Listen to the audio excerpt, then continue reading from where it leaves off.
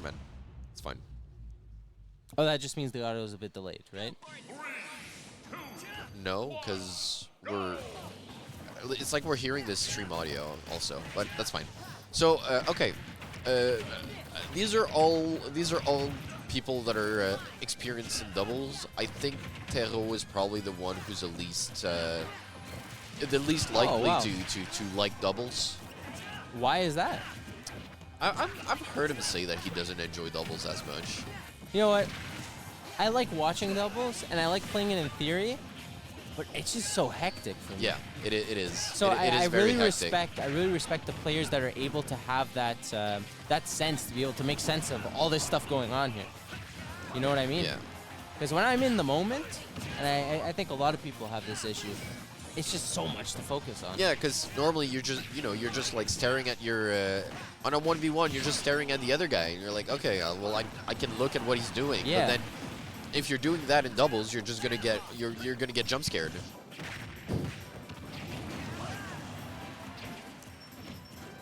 Right now, we got Remrin the Mewtwo living up to 140. Yeah, this Remrin Babino team so far is looking quite strong. I mean, Saloum was on his first stock on only 90%, and switching to Charizard, PT is very strong in doubles, just because of the versatility. Yeah, the versatility that you get, and Charizard kind of has like that Bowser effect that we were talking about earlier to a lesser extent. But the good thing about this is that like when you don't want the negative Bowser effects, you can just switch off. You can just switch off, but you're also kind of you're a lot more mobile with Charizard than Bowser. And we see it at like a 150, and he's just hanging on. But that extra jump, I feel like, even makes a big difference. Because Bowser has trouble landing. You know, when Bowser has to start using like the down airs, then it's just over. Yeah. You know what I mean? But Charizard with that extra jump allows for more mix-ups, more ability to land. And now we're saying that, and Terroxas on his last stock. The blue team has a bit of a mountain to climb here. Yeah. But not undoable. No, definitely not. Especially, you know, Mewtwo's super light character at 87%. And Ike is super abusable just because of his recovery. For sure. Kind of slow in the air, too. You just throw him off stage. Oh, my God. Wow. Big kill. Good punish. Mewtwo's so strong. Yeah. Does a lot of damage, too. It, like, creeps up on you. You get hit a couple of times, all of a sudden you get Shadow Ball dash attack, and you're, like, at 40%. Yeah. Insane. And then, like, the problem is it's a snowball effect, because then, you know, Mewtwo kills so early after. And you got an Ike on your team also who can just, like, swing around with back air and up smashes and stuff like that. This combination right here is the glass cannon team. Yeah. Because Ike obviously dies early off stage, Mewtwo on stage, you know? So, but they kill so early here. We're already seeing a 2v1. Yeah. Wow. But this is not undoable. It's going to be hard, and this is a huge mountain to climb. Ike throws are so good at doubles. They send so low, so they set up perfectly for up smashes. I didn't think of that, yeah. Even that Nair, I like what they were going for there. Yeah. That Nair also sends at a perfect... Look there at we that. go. Look at that. Wow. That's crazy. Just sends it right to the partner. Yeah. I love that. I love that we're hearing ourselves. I don't know if chat is hearing us like chat, let us know if you're hearing us double. Quadruple would be a problem. Yeah. I guess we'll never know.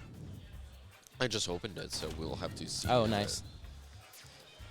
But yeah, this is a strong showing from Remrin Babino. Definitely would not count Saloum Terroxas out of it, though. Well, yeah, just from the fact that, you know, they're two such strong players, you know? So once they get that synergy going.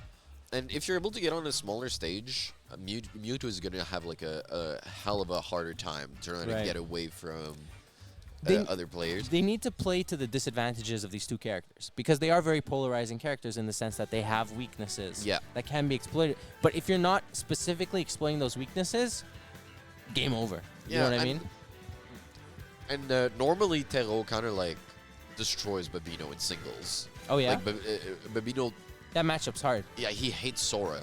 So maybe Terro, like, kind of went Sora just because he wants to, you know, try and cheese Babino. But it's not as easy to do in singles as it is in dubs because... or actually the opposite. It's a lot harder to do in dubs than in singles because you got the Mewtwo covering the Ike, so... Right. Looks like we're going for Hollow Bastion here. What do you think about that pick? They died a lot off the top to Mewtwo up smash, and Hollow Bastion has that low platform, right? Actually, I think it's the same ceiling as in Small Battlefield. I still believe that Mewtwo could up smash through it, though. Yeah, I mean, it's not about the up smashing through it. It's more so about the height of the ceiling. Oh, and right. I was gonna say ceiling. it's a smaller ceiling, but no, it's the exact same height as Small Battlefield. Gotcha. Still lots of potential kills off the top from that platform, though. But we are just running it back character-wise. No one's doing a switch, so... Yeah, it looks like everyone's comfortable just playing their mains in this matchup. Man, that forwarder from Mewtwo, so satisfying to hit. And it's so strong, too. And it does so much, yeah. It's a tool out of combos. It's a killing tool. It basically is Mewtwo's, like, monkey wrench, right? It's a Swiss Army knife. There you go. That's another... Okay, I like that. Yeah. Okay, Swiss Army knife. Did you ever have a Swiss Army knife? I did. I was a scout. Oh my goodness, do you ever have scout energy? If you put 100 people in the room and they said identify the scout and you were there, I would pick you. Nah. Yeah, come on. You have ranger energy. I have ranger energy. Yeah. I do like... You look like you're protecting the wildlife. I do like to go camping. There we go. Yeah. Anyways, here once again we're seeing a early lead coming out from Remrin and Babino. Yeah, but those stocks are looking mad unhealthy, but they're not and catching yet they them. persist. Yeah. You know? I don't know why Saloum did not. Yeah, exactly. So there we go. Okay, suddenly evened up. This is their chance to make a move here because they've evened out the game. But look, they don't want to go down 2-0, right? No. So they got to make something happen here. And every time PT switches into Ivysaur, I get a little worried because kind of a vulnerable character off stage. Especially off stage and just in general in disadvantage. Like right. He doesn't have the best disadvantage. Hot take. I feel like Ivysaur is the worst of the tree. Oh, I agree. Yeah. Okay. We're good on that. Who do you think's the best? Squirtle. Squirtle. Okay. Yeah. Not a hot take there. No. But I think Charizard is a lot better than people think he is. Yeah. Especially in certain matchups. As Pikachu, I think I'm most afraid of playing versus Charizard. Even though I'm able to combo Charizard. That's a bad recovery coming out from Babino with the patented Babby Dash attack. There it is, the Babby Dash. Babby Dash attack is just a magnet. You just want to get into it. It's just stronger than you. You want to let him have it. When he throws it out, it's like, all right, sir, please dash attack me, sir. You got it. And now this is wow, so early. He was like 88 before hit there. That's why you do not DI hit on Mewtwo down throw. And now going for the 2-frame, doesn't quite get it. Oh, I thought we were gonna see another forwarder coming out there. No, I always hold my breath after a Mewtwo down throw. Dude, the back throw upside. That was a fourth throw. That was a fourth throw. Both of them sent at super stupid angles, and Mewtwo up smash is like one of the strongest up smash in the game. Yeah, it's ridiculously strong. Man, I hope they're not hearing us in double. Well, this is doubles, right? So it would be on brand. Oh my god. Oh my god, it was their master plan all along. This is a very strong showing coming out from Remrin and Babino. Yeah. I mean, they're never missing their team combos. No. I feel like when they have an opportunity, they're just executing. I mean, that's the thing about having like people who are just very very used to playing double. You're aware and like having that perfect setup character with Ike who just kind of like throw and having that perfect punish move. Because, you know, one of the strongest doubles team is Ike Bowser. Because because Bowser up smash is super strong. And Ike could just throw the opponent into it. And like Bowser up throw is super long, and Bowser and Ike has the F smash, and they cover each other's weaknesses. So I want to see a doubles tier list. I'm really curious. I know people have done that in the past. Yeah, there's a lot of them. There's a lot of surprising picks. Like for example, Incineroar is one of the best characters in doubles. I love the fact that doubles has such a rich meta that's very different from the singles meta. And you know, a lot of people vastly prefer doubles to singles in this game. I do think that Ultimate Doubles is probably the like worse than a lot of other Smash yeah, games? I think it's the worst game to have. I have no clue about Brawl Doubles. I think part of it is the fact that like people get launched out so quickly. Yeah, it's hard to follow up. Yeah, there's a lot of... It's definitely less hype in the sense that the combos are more linear that you can do with your teammate. Even back in Smash 4, the like jab resets, right? You'd be able to hit your opponent 3 times. It was a little more cinematic when you'd get a team combo on someone. But it's still a very deep. Oh yeah, for sure. It's still a very deep game plan. So a very deep game mode. So. And right Up now, throw not quite killing on Mewtwo there. That's surprising since Mewtwo is so light. Did they throw on the platform? The fact that this reflector does not send it back is funny. Wait, what? Sora's reflector can't reflect the Mewtwo's Shadow Ball? It does, but it just sends it backwards. He just kind of deflects it behind you. That's so strange. Sora's a weird guy. Yeah, he is a weird guy. He's a weird little guy. He's just floating around. Yeah. His physics are so strange. With like multi-hits and stuff like that, so. Yeah, but those combos are fun to watch. Terro just did a lot of damage here, just kind of like bullying both of them off stage right now. He's 1v2ing them. Yeah. Ooh. Barely missing the punish on that dash attack here. Oh wow. The up air is gonna take it way off screen there. This is looking mighty even, but the dash attack, the Babby dash attack once again. Yeah, it just seems like as the game drags on, the Remrin Babino team tends to take, take priority here in these games.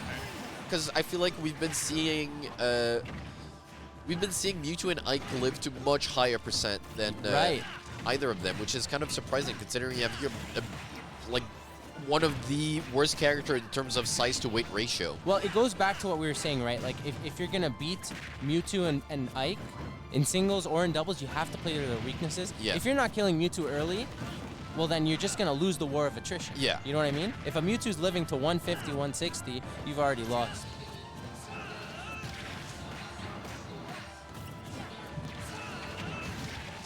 But that back air is definitely gonna do it, but they're at such high percent that it's definitely not out of the woods, especially considering that Babino has all of the stage control right now, but getting sent off stage versus Sora.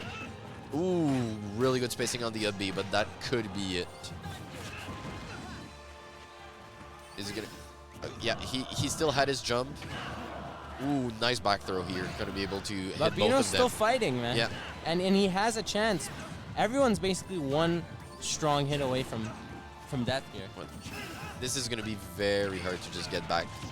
Nice sub B. Opts to go for the ledge there. Very smart. Doesn't get greedy for the kill. Speaking of kills, that's gonna take it, and the score is 2-1. I mean, at some point, you know that Ike is gonna jump, especially in doubles, because he has no safe grounded pressure tools, right? So he has to jump to be able to get his nair started, his fair back or whatever.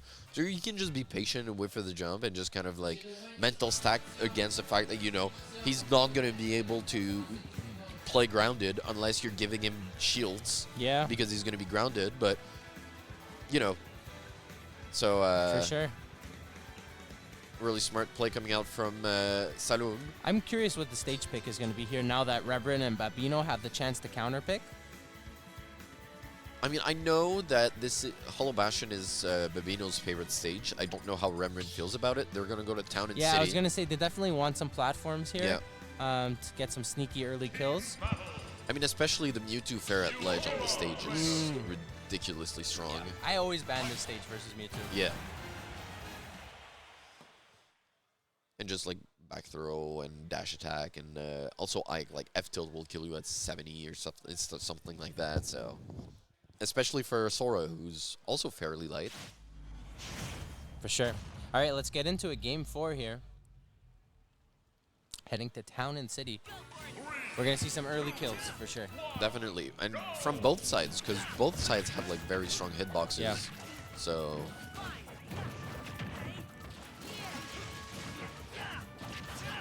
And yeah, like last game, also I feel like Babino didn't get as many grabs, so was not able to get as many combos for Remrin. Right, we didn't see any of those easy bake team kill combos that game, and that definitely made the difference. I feel like last game was a little too honest. Well, honest, but also just it felt like two 1v1s going on two different sides of this of the screen. A bit like we're seeing a bit at the start here. Wow, super early kill from Terroxas. Yeah, there. Remrin went a bit too deep for the edge guard, and she got punished by Sora. Look at that combo from Sora. That was like a 45% combo there. A little train, a little fair train. Yeah, but they just last so long. It's so frustrating to get hit by that. Yeah, because it's like, give me the damage. I just want to skip the cutscene. Oh, that must be how people feel when I nair loop. Yeah. Oh, that sucks. Yeah, it's just like, give me the damage. Like, skip to the end game. Yeah. I just want to play the game.